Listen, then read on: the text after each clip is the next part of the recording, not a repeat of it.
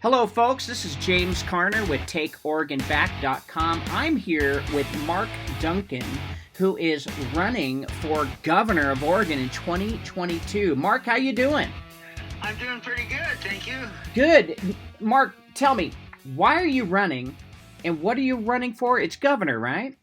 Yes, it's governor. Well, first of all, I'm running because Oregon is so far broken. So many of the things that we're dealing with today are just, our voices. There's 29 counties in Oregon that are just silent. 7 counties dictate policy in Oregon, and they have for a long time. They've built a supermajority here, and that supermajority half the time don't even ask for our votes anymore. They just mandate, they just executive order things, and now they're passing things like cap and trade that we've all been against. That's going to kill our jobs. Everything about the politics in the state is getting farther and farther to the left. And it's sending more people unemployed, more jobs are losing, more people are losing their homes. We've got an increased homeless rate here. And then we have the sanctuary that's protecting illegals more than it's protecting our own citizens. And then we have our attacks on our gun rights and several other of our rights. It's just Oregon is becoming so far left that it's hard to recognize it as an American state anymore. Well, it sounds like you have a lot to talk about and a lot to offer for Oregon. I wanted to kind of take a step back here first and kind of find out, who are you and where are you from? So tell me a little bit about Mark Duncan and where did you start? Why did you get into this? Okay. Don't go into the politics of it. It's just who are you and why did you start? Okay, so first of all, I'm Mark Duncan. I was born in Lakeview, Oregon. I've lived in Oregon for the majority of my life. Klamath Falls is where I reside right now.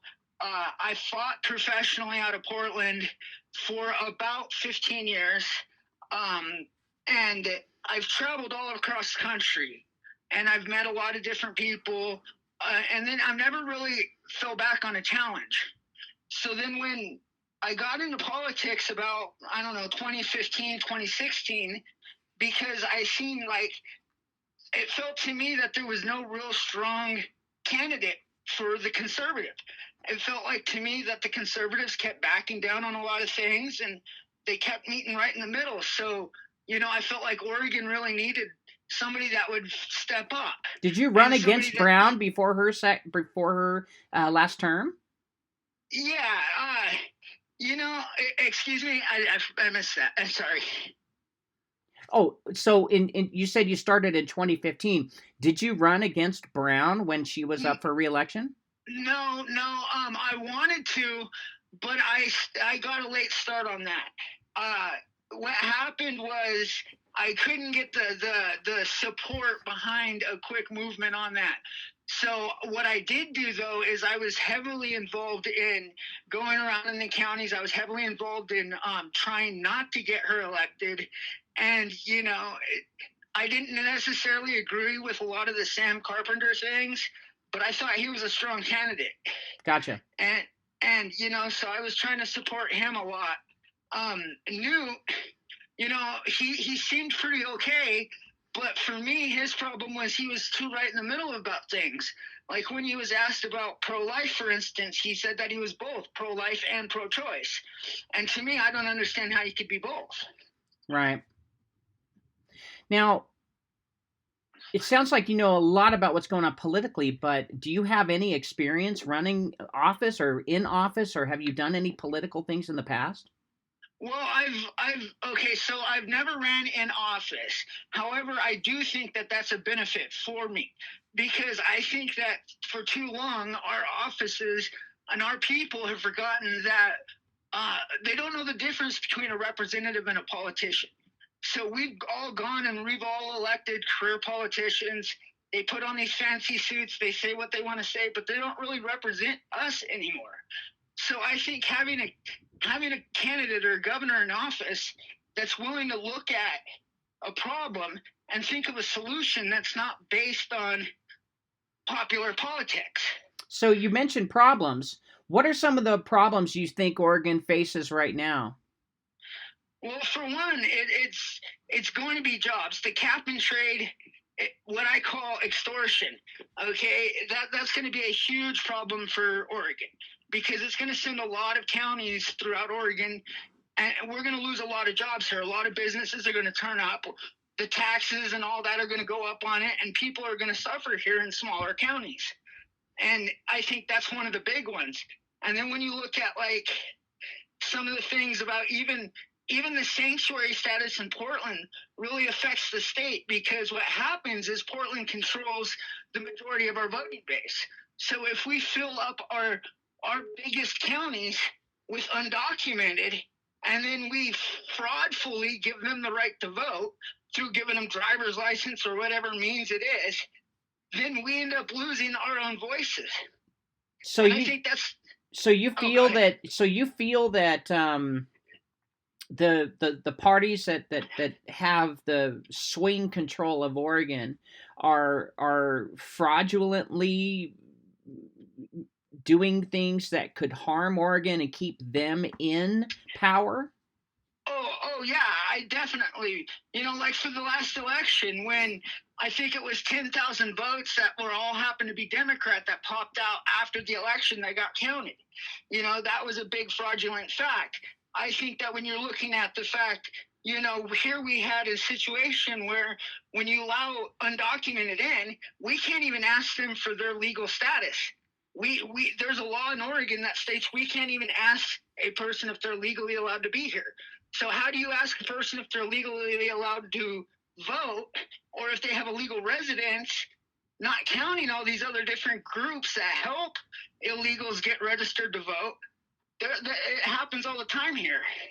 So I was going to ask you, what are some of your pros and cons in your your running?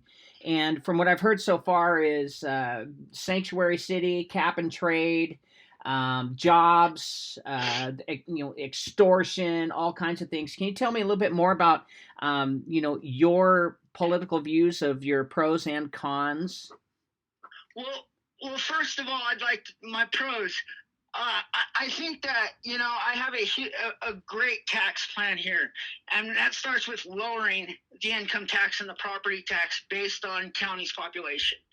Okay, so basically, the bigger the population, the lower the increase, but they would still get an increase. So, for instance, Klamath has 165,000 people in it. They would bracket in that lowest category, which would give them the 5% increase or decrease to their taxes. I mean, decrease. Sorry. Their taxes would go down, income and property. So every county in Oregon would have a tax decrease, but it'd be based on their population. I would also give tax tax incentives to businesses that choose to open up in Oregon, and whichever county they open up in would be the amount of that increase or that incentive. Well, speaking of tax incentives, from what I understand, Brown wants to raise taxes on small businesses in order to help small businesses. That's her quote, not mine. Right. How do you compare your tax incentive versus her tax incentives? Well, I think what she wants to do is tax businesses. Okay, I think my tax incentive program, what it does is it awards businesses for going to the smaller counties for opening up, and it also awards the businesses that choose to hire residents here in Oregon. So my incentive program is based on the labor industries and all businesses, not just certain tech businesses, while she puts cap and trades on others. And that's the big one, is she can't have both sides, cake and ice cream. So she can't give a business tax incentive and then turn around and cap and trade. It just doesn't work that way. She's proven over and over and over that she's a wolf in sheep's clothes. So you mentioned that Brown is seems to be working for her own agenda. Tell me, what would be the first thing you do if you got elected? Well, the first thing I would want to do is start overturning some of her mandates. Everyone, like, I would go through her executive orders and I would start overturning the things that we didn't vote on. And then some of those things would be put up to vote for the people, because the people should have a chance to speak on some of the issues. The second thing is an anti-corruption bill. I believe that Oregon is ready for an anti-corruption bill. We're ready to hold politicians accountable. We're ready to hold judges, lawyers more accountable than they are. And they should be accountable for their decisions. What Kate Brown did with the Leroy Finnegan incident here in Oregon was a joke. She should have been arrested along with all those officers that were involved. And yet she wasn't. So my anti-corruption bill would open up those files, would allow the federal government to come in and do a proper investigation on some of these criminal acts that she's been accused of, and others in the state. The person that she got office from was removed from office for corruption. So, to me, it's time that we pass a bill that holds these politicians and these people in power more responsible for their choices. Now, you're running for 2022. Are there any challengers that you face right now? I mean, because that is 2 years. As of right now, not that I know of. That I know of right now, I have the earliest start.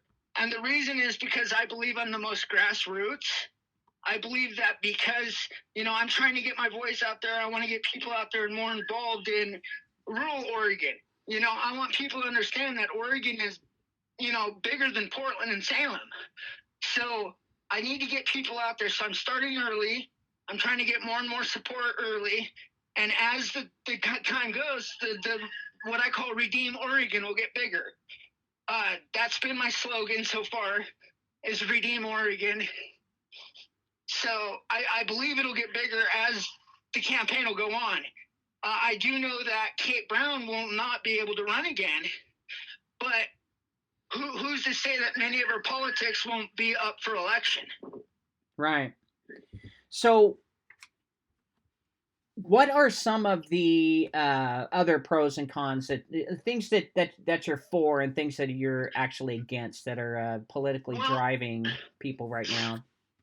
Well, for starters, I'm definitely like I tell everybody, I'm pro-life, pro-guns, and pro-jobs. I'm pro-life. Some of the pros that I have in it is I honestly believe that I can end the funding and end abortions in the state of Oregon. And the reason being is because what a lot of people don't know is that WIC, there's 3 reasons that Roe versus Wade should be overturned. And one of those reasons could potentially stop funding.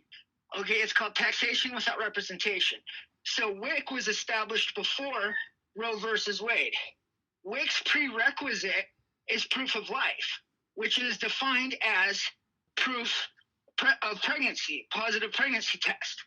So the question is, why was it 6 months before Roe versus Wade was passed, our tax dollars went into funding a program with the prerequisite of proof of life? So what that means is, if I'm governor, the first thing I'm going to do is I'm going to protect these children from the minute they qualify for WIC.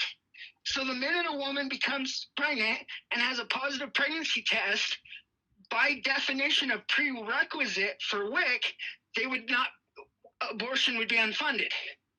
Abortion would be illegal. So you're saying you have a standing ground to fight against that? Yes. Okay, gotcha. Oh, excuse me, a big jet. It's all good. Easily filled. Okay, so I think we covered pretty much everything I wanted to cover. How can people get in touch with you and talk to you and interview you in the future? Well, first of all, I'm all over the internet. You can find me on Facebook. You can basically Google Redeem Oregon and you can find me. I got my own webpage, www.redeemoregon.com. You can find me on Facebook, Redeem Oregon, Duncan for Governor. I'm on Twitter. I'm on Gab. I'm on every social media site you can think of. Gotcha. Do you have a website? Yeah, it's www. redeemoregon.com. Okay. And like I said, I'm all over the internet. You can just Google Redeem Oregon and you'll find me. Awesome. Well, Mark Duncan, thank you so much for your time. Again, this is James Carner with Take Oregon Back. I'm speaking with Mark Duncan, who is running for governor in 2022. You can reach him all over the social media by just Googling his name or Googling Redeem Oregon, or you can find him on redeemoregon.com. That's again, www.redeemoregon.com. Mark Duncan, thank you so much for your time. Thank you. And then one more thing, can I say? Sure. I'd like to tell everybody to get out there and vote. Okay, the only way that we could possibly take this state back is if we break down that supermajority. And the only way we're going to start breaking down that supermajority is we start chipping away and getting these Dems out of office. We getting these rhinos and everybody else that's against our Constitution and our American rights, our values, our traditions. We need to get in there and we need to get our people elected. Otherwise, Oregon will continue going down the same path it's always been. So everybody needs to get out there and they need to vote. That's good information, everybody. Hey, thank you very much for your time, Mark Duncan, and I look forward to hearing from you and watching your campaign as it grows and makes a stride. Thank you so much. Thank you. Have a great day, and God bless everybody. You too.